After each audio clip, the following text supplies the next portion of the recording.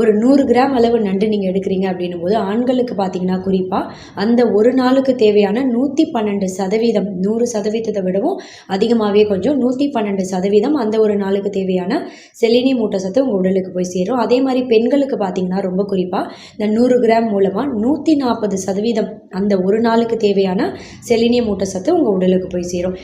Copper அப்படின்ற முக்கியமான ஊட்டச்சத்தும் நம்ம உடலுக்கு ரொம்ப தேவையான ஒன்று. இந்த நண்டில் பார்த்தீங்கன்னா காப்பர் ஊட்டச்சத்தும் அதிகமாகவே எந்த அளவுக்குன்னு கேட்டிங்கன்னா சிக்கனை விடவும் சால்மன் மீன் சொல்லுவாங்க இல்லையா, இந்த சிக்கன் சால்மன் மீன் இது ரெண்டுத்தை விடவும் 56 மடங்கு அதிகமான காப்பர் ஊட்டச்சத்து இந்த நண்டு அசைவ உணவில் தான் இருக்குது. இந்த காப்பர் ஊட்டச்சத்து அப்படின்றத நீங்கள் தொடர்ந்து நண்டில் இருக்குது இல்லையா அதிக அளவில், இதை எடுத்துகிட்டே வரும்போது பார்த்தா நம்ம சாப்பிடக்கூடிய மற்ற உணவுகளில் இருக்கக்கூடிய இரும்பு ஊட்டச்சத்தை நம்ம உடல் முழுமையாக உறிஞ்சிக்கிறதுக்கு ரொம்பவே உதவியாக இருக்கும். இதனாலேயே ரத்த சோகை பாதிப்பு ஏற்படக்கூடிய வாய்ப்பும் ரொம்பவே கம்மியாகும்.